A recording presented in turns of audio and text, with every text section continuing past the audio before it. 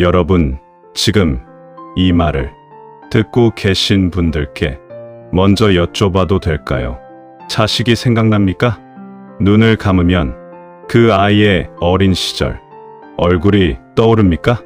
밥을 달라고 울던 그 작은 입이 처음 걸음마를 하던 그 작은 발이 아직도 눈앞에 선합니까? 그 아이는 지금 어디 있습니까? 멀리 있습니까? 가까이 있어도 마음이 멀게 느껴집니까? 오늘 저는 여러분께 부처님이 남기신 말씀 중에서 가장 가슴 깊이 박히는 한 말씀을 전해드리려 합니다. 자식은 전생의 은인이다. 이 한마디를 이해하는 순간 여러분의 마음속에 쌓인 오래된 서운함, 그리움, 미안함, 집착이 비로소 녹기 시작할 것입니다. 천천히 함께 가보시겠습니까? 나는 사랑한다고 믿었지만 사실은 붙잡고 있었다. 어느 가을 저녁이었습니다. 70을 훌쩍 넘긴 한 어머니가 방 안에 혼자 앉아 오래된 사진첩을 들여다보고 있었습니다. 사진 속에는 어린아이가 있었습니다. 웃고 있는 아이, 어머니 품에 안겨 잠든 아이, 처음 한글을 쓴다고 혀를 빼물고 집중하던 아이. 그 아이는 지금 서울에 있습니다. 결혼을 하고 아이를 낳고 바쁘게 살고 있습니다. 연락은 한 달에 한 번, 아니 요즘은 2달에 한 번쯤 될까요? 어머니는 사진첩을 덮으며 생각했습니다. 내가 저 아이를 위해 모든 것을 바쳤는데, 그런데 이상한 것이 있었습니다. 그 생각을 하면 할수록 마음이 따뜻해지는 것이 아니라 점점 더 쓸쓸해졌습니다. 사랑했는데 왜 외로운 걸까요? 다 줬는데 왜 서러운 걸까요? 그날 밤 어머니는 꿈을 꾸었습니다. 꿈속에서 어머니는 어느 고즈넉한 절 마당에 서 있었습니다. 향내가 났습니다. 은은하게 피어오르는 향연기 사이로 한 분이 앉아 계셨습니다.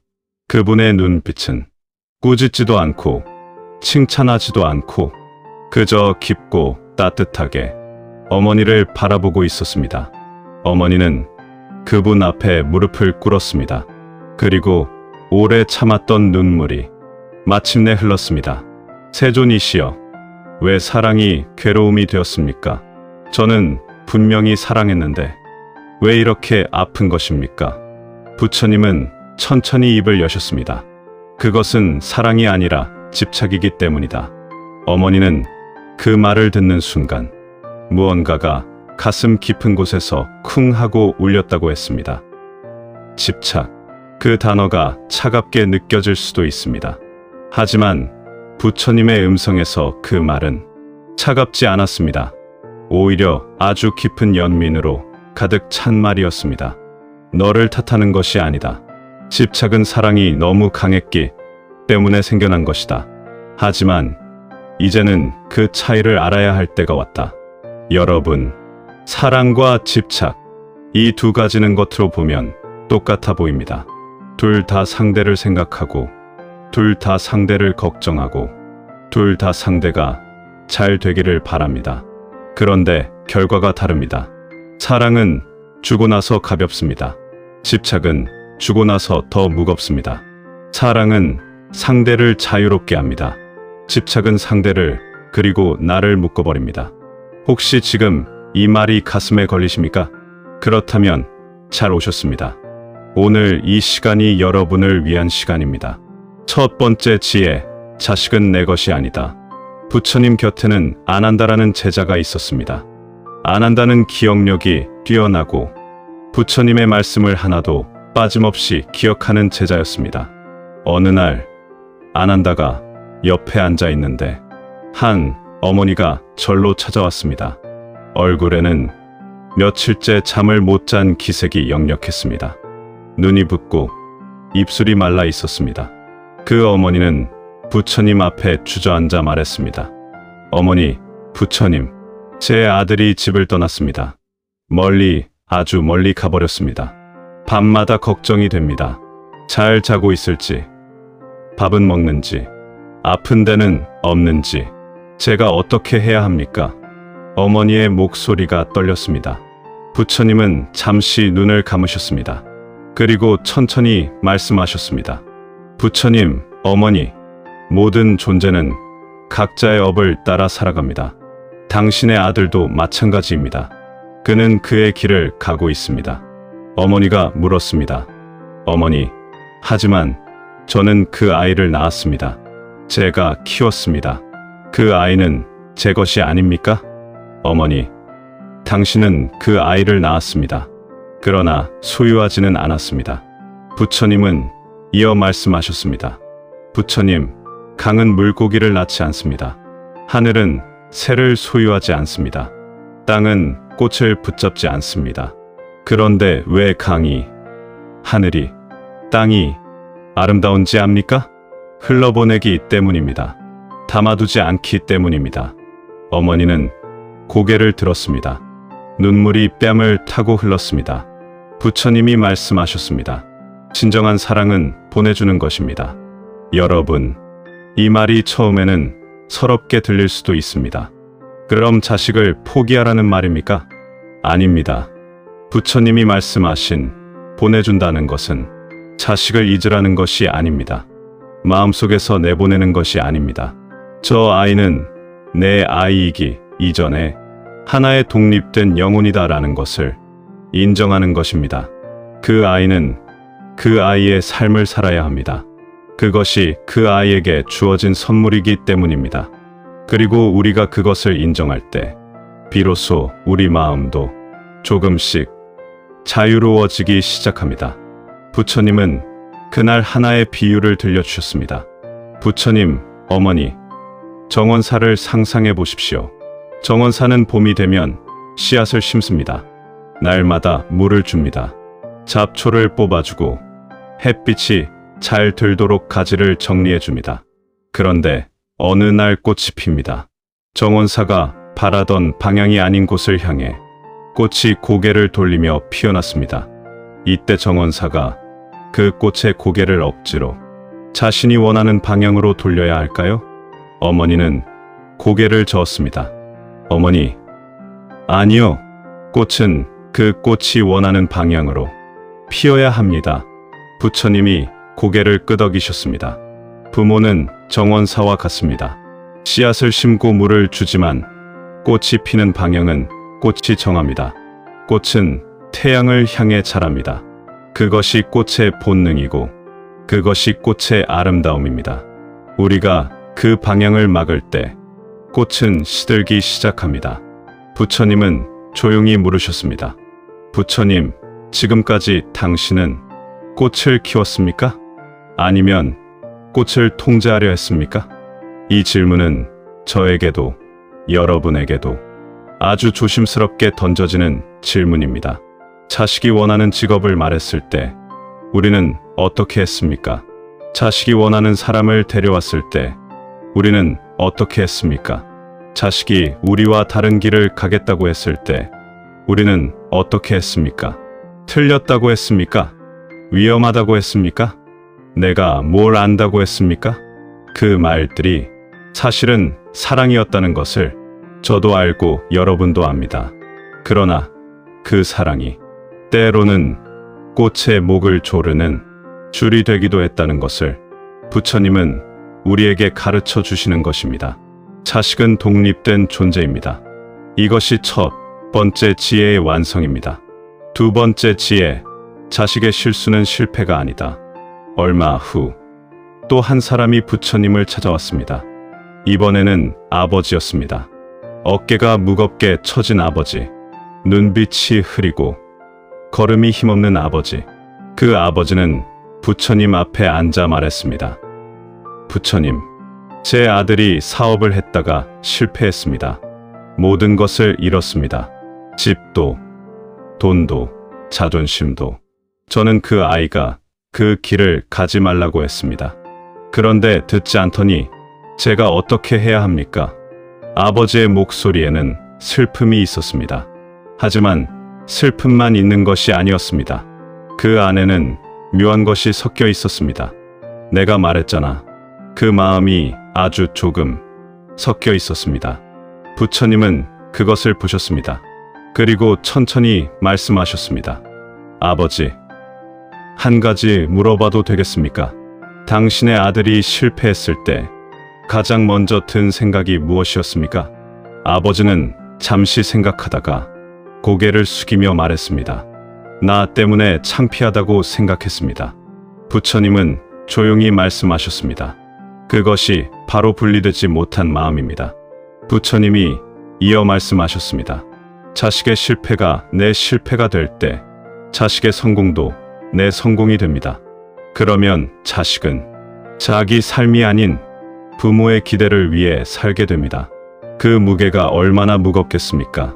아버지의 눈에 눈물이 맺혔습니다. 부처님은 아주 부드럽게 말씀하셨습니다. 실수는 성장의 씨앗입니다. 그리고 이어서 말씀하셨습니다. 넘어진 아이에게 필요한 것이 무엇이겠습니까?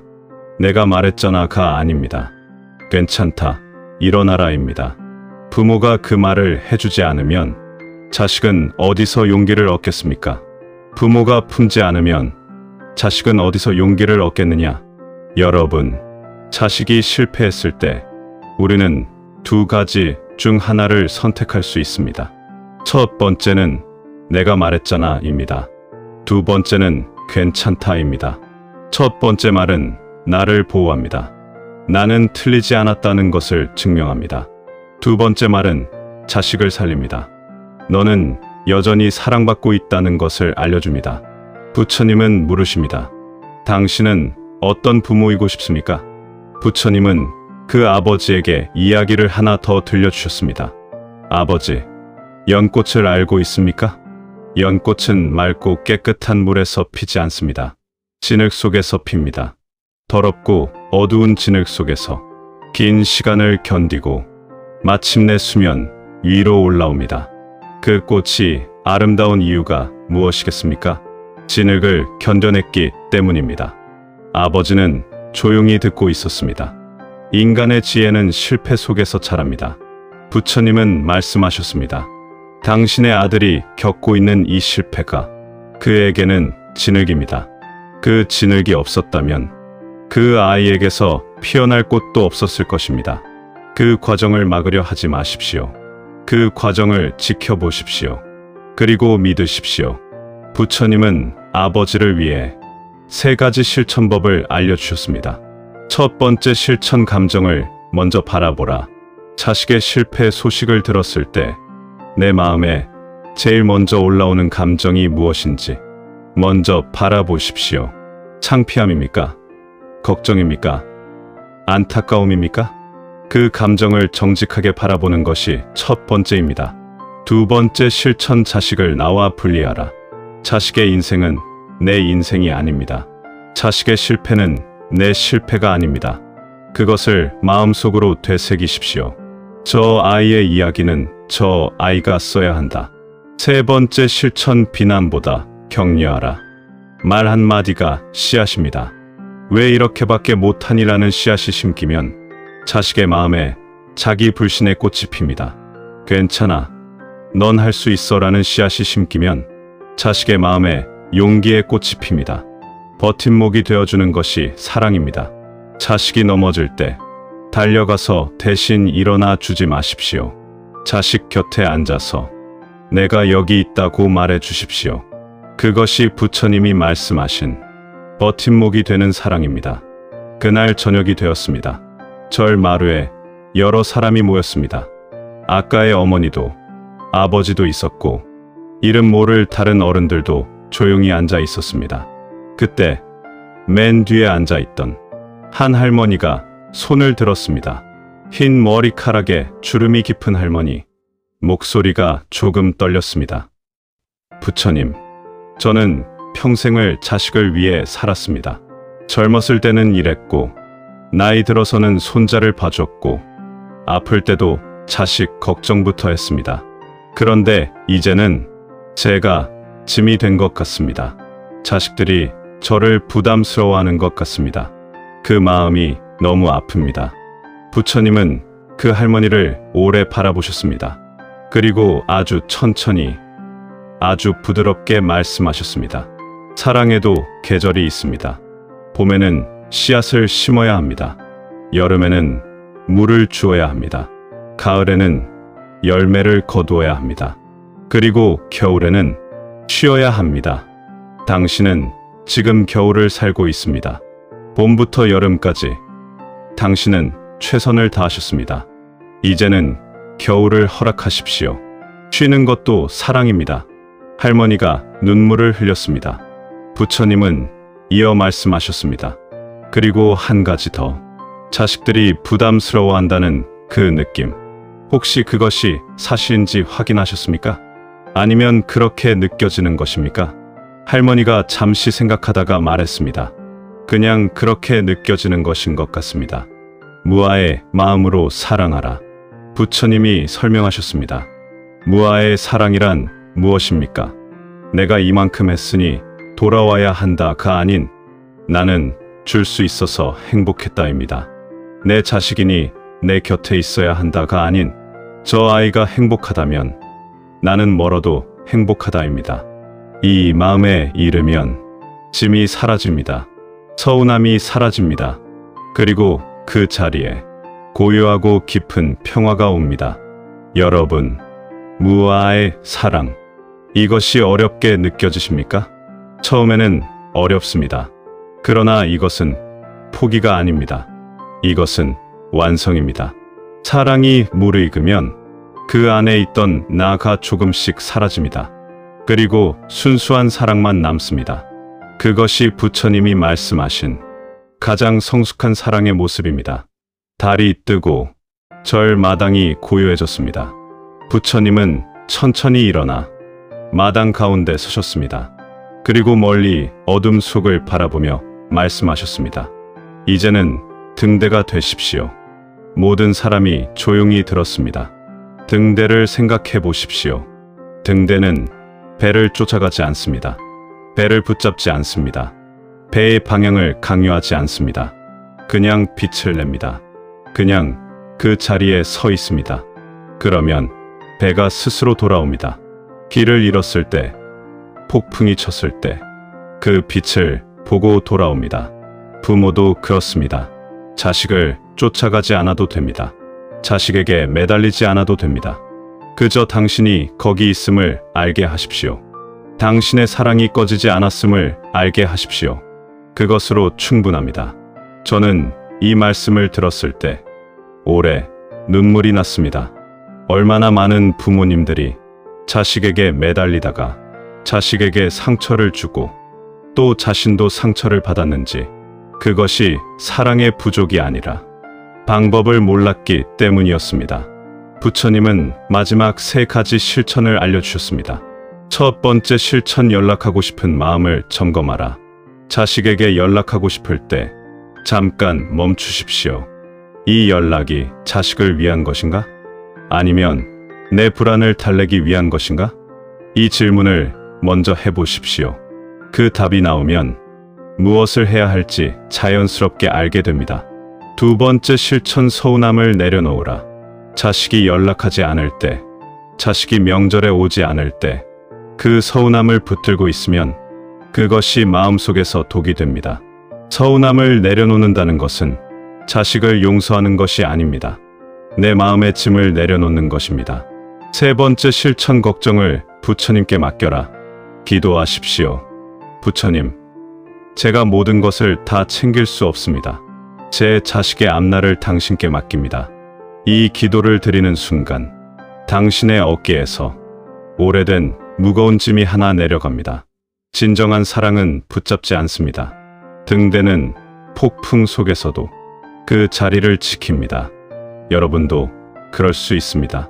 자식이 어디에 있든 그 자리에서 빛을 내십시오. 그것으로 충분합니다. 새벽이 밝아오고 있었습니다. 그 꿈 속에서 마지막으로 그 어머니는 부처님께 질문을 드렸습니다. 세존이시여, 말씀하신 모든 것이 마음에 깊이 새겨졌습니다. 그런데 한 가지 마지막으로 여쭤봐도 되겠습니까? 말씀하십시오. 왜 자식은 전생의 은인입니까? 저는 오히려 제가 자식에게 모든 것을 준 것 같습니다. 어떻게 자식이 은인입니까? 부처님은 깊은 눈빛으로 어머니를 바라보셨습니다. 그리고 아주 천천히 말씀하셨습니다. 자식은 부모를 깨우는 스승입니다. 당신이 자식을 갖기 전 당신은 사랑이 무엇인지 알았습니까? 자식이 태어나던 날 처음으로 자신보다 남을 더 사랑하는 것이 무엇인지 알았습니다. 자식이 처음 아팠을 때 처음으로 대신 아파주고 싶은 마음이 무엇인지 알았습니다. 자식이 처음 실패했을 때 처음으로 내려놓는 법을 배우기 시작했습니다. 자식이 멀어졌을 때 처음으로 기다리는 법을 배웠습니다. 그 모든 것을 누가 가르쳐 주었습니까? 어머니는 천천히 고개를 들었습니다. 자식이 가르쳐 주었습니다. 그렇습니다. 자식은 당신에게 이 세상에서 가장 깊은 것들을 가르쳐 주었습니다. 사랑하는 법을, 인내하는 법을, 내려놓는 법을, 그리고 결국 자기 자신을 넘어서는 법을. 그것이 전생에 맺어진 깊은 인연입니다.